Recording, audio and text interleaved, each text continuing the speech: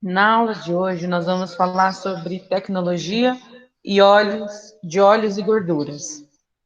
Então, para isso, a gente precisa definir alguns termos, como, por exemplo, oleaginosas são conhecidas como as plantas vegetais que possuem óleos e gorduras que podem ser extraídos através de processos, tá, adequados. Além dos óleos de origem vegetal, que são as oleaginosas, a gente também tem óleos de origem animal e óleos de origem microbiana. Os óleos vegetais são definidos como a gordura extraída das plantas, constituídas principalmente de triacilgliceróis, no mínimo 95%, e pequenas quantidades de mono e diacilgliceróis. O que são triacilgliceróis? Eles são os compostos insolúveis em água e a temperatura ambiente e possuem uma consistência de líquido para sólido. Então, esses que dão as características dos óleos vegetais, tá? Então, eles são mais líquidos. Apesar das plantas poderem ser retirada o óleo, né? Normalmente os óleos são extraídos quase que exclusivamente das sementes. Que tipo de semente? Soja, girassol, linhaça, entre outros, que a gente vai falar um pouquinho mais para frente. E quando esses óleos são retirados de frutos, tá? Como, por exemplo, azeitona, dendê, coco, a gente denomina como azeites, tá? Então, essa é uma característica aí que a gente precisa entender, essa definição, para a gente entender o que é um e o que é outro. Os óleos e gorduras, eles vão ser substâncias insolúveis em água, ou conhecidas como hidrofóbicas, tá? Então, o que são insolúveis? Aquilo que não mistura com a água, tá? E podem ser tanto de origem animal como de origem vegetal. Formado principalmente pelos triacilgliceróis, que são produtos da esterificação entre os ácidos graxos com o glicerol. Então, aqui a gente tem uma fórmula química do triacilglicerol. Então, quando a gente fala de óleos e gorduras, às vezes fica muito entendido, né? Eu olhar, eu sei o que é óleo, eu sei o que é gordura. Mas eles têm diferença? Tem. Então, a diferença básica entre óleos e gorduras é que os óleos são líquidos em temperatura ambiente, tá? Os óleos e os azeites, e as gorduras vão ser sempre sólidas em temperatura ambiente. Tá? Então, essa é a principal diferença entre óleos e gorduras. Vão ter outras, mas essa é a principal. Os óleos, eles já são. Aí eu tenho a diferença entre óleos e azeites, né? Que os dois vão ser líquidos, mas eles têm diferenças. Quando eu falo de óleo, tá? Eu posso obter o óleo pelo processo de prensagem, por solvente e depois purificá-lo, tá? Então eu prenso as sementes, aí dessa prensa eu utilizo o solvente para extrair o óleo, para extrair o composto ali que eu quero, e depois disso eu vou fazer o processo de purificação, degomagem, e desodorização, tá? Para deixar o óleo com a característica que eu desejo. Já os azeites, eu não utilizo solvente, eu só faço eu só obtenho o azeite a partir do processo de prensar, que é o que acontece, por exemplo, com azeite de oliva. Eles são prensados e a partir daí eu obtenho o azeite, tá? Antigamente eram feitos com os pés, depois foi modernizando e aí a gente tem hoje azeites aí de ótimas qualidades. Então, quando eu falo de óleos e gorduras, os principais óleos, tá? E gorduras vegetais comercializadas são esses, são pouquinhos, né? Na verdade, são muitos, tá? Então, o principal que a gente mais ouve falar, que talvez muitos hoje demonizam ele, mas a gente tem que ter muito cuidado para demonizar algo, tá?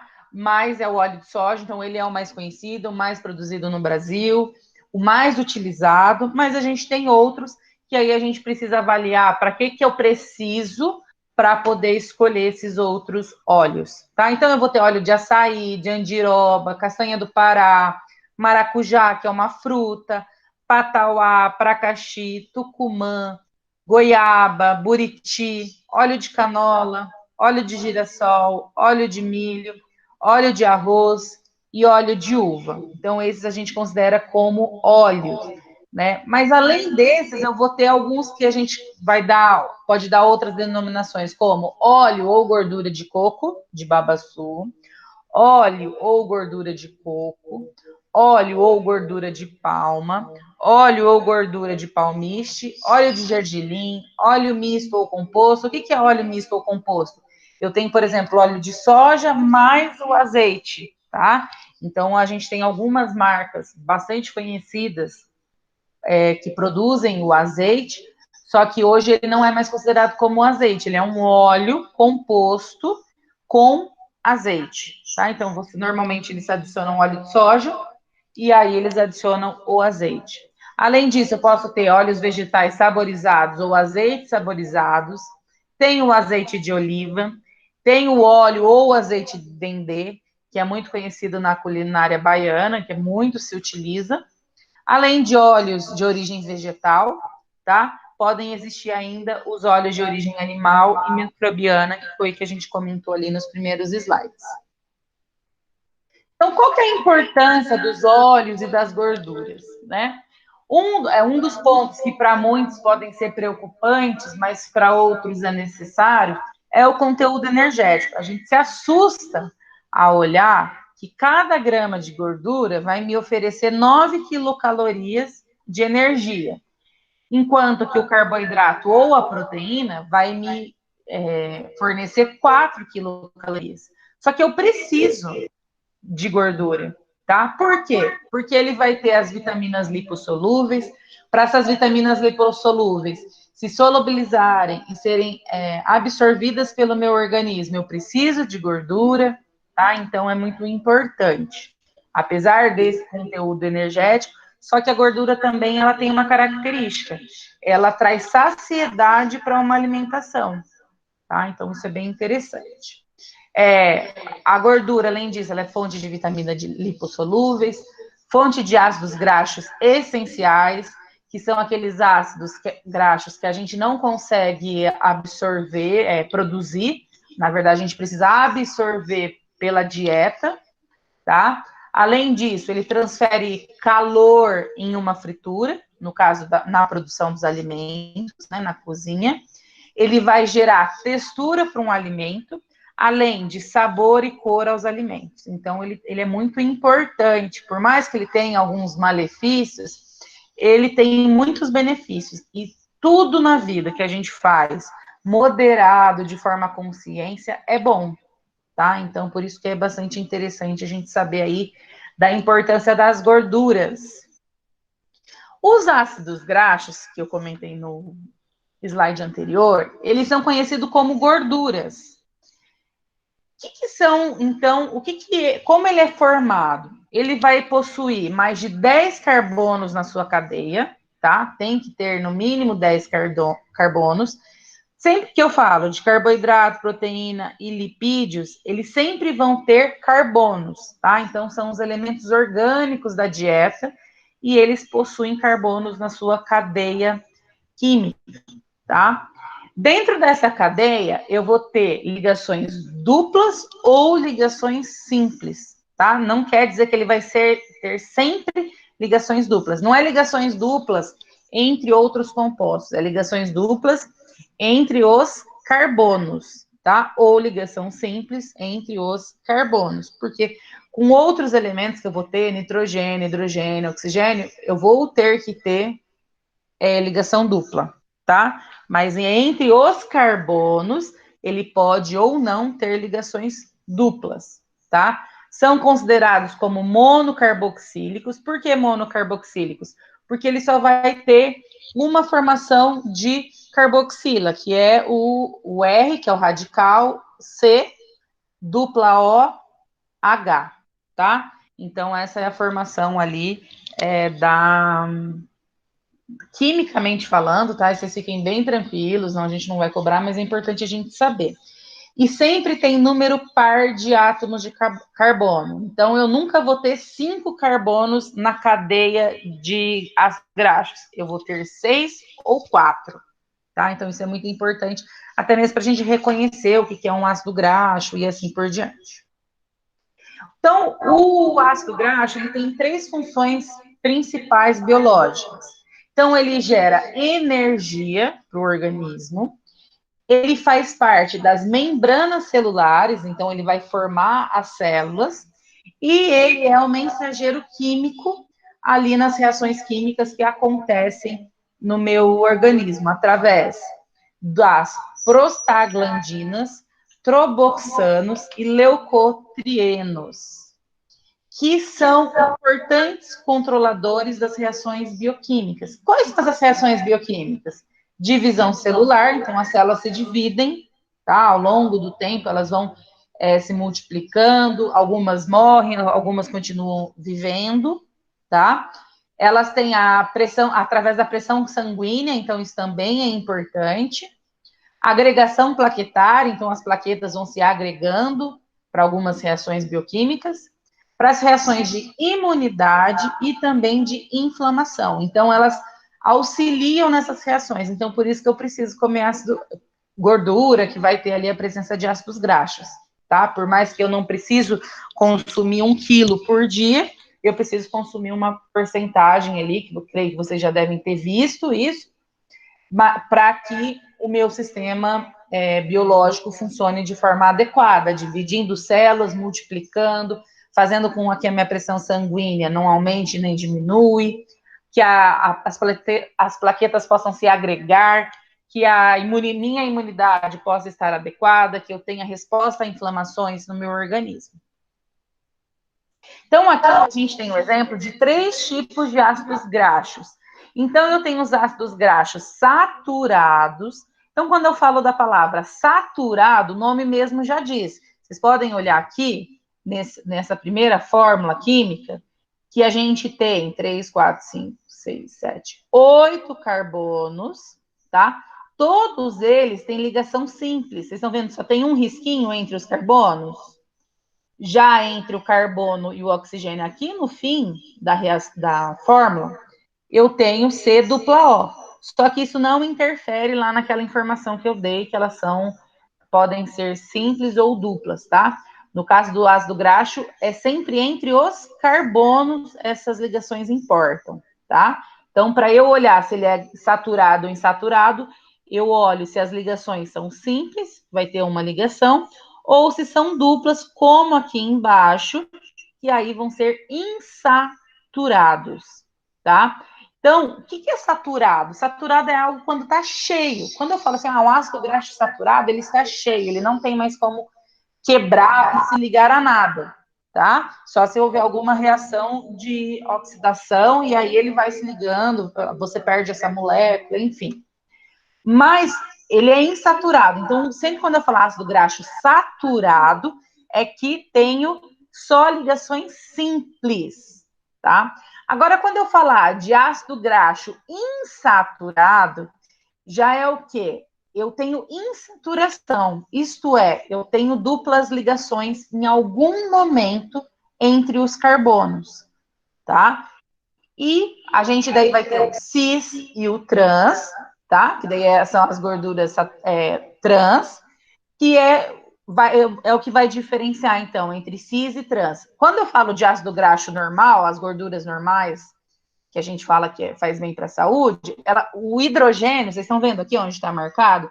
Eles vão estar sempre do mesmo lado, tudo bem? Quando eu falo dos ácidos graxos insaturados trans, eu vou ter o quê? Vai ter uma dupla ligação, tá? Porque ele é insaturado. Só que o que acontece? O ácido graxo, o hidrogênio, ele muda de posição, tá? Então, em vez dele ter essa ligação aqui, ela muda transformando ele em trans e isso gerando alguns problemas. Por quê? Porque, na verdade, é um processo de hidrogenação, então eu adiciono mais hidrogênios e, a partir disso, ele muda de local para se estabilizar, tá? Então, é aí que é a diferença entre o cis e o trans. É simplesmente, pessoal, na apresentação espacial do hidrogênio, tá? Ele não muda nada, ele só muda a sua composição dos hidrogênios. Então, os ácidos graxos, então, aqui eu tenho um exemplo, tá? Ó, aqui tem outro exemplo de como a gente pode desenhar o ácido saturado. Então, ó, vocês podem olhar aqui, tá vendo onde faz essa curvinha aqui? Ó, quer dizer que é um C, tá, gente? Sempre que tem isso aqui é um C. Pode ver que só tem ligação simples entre os carbonos. Já no monoinsaturado, eu vou ter o quê?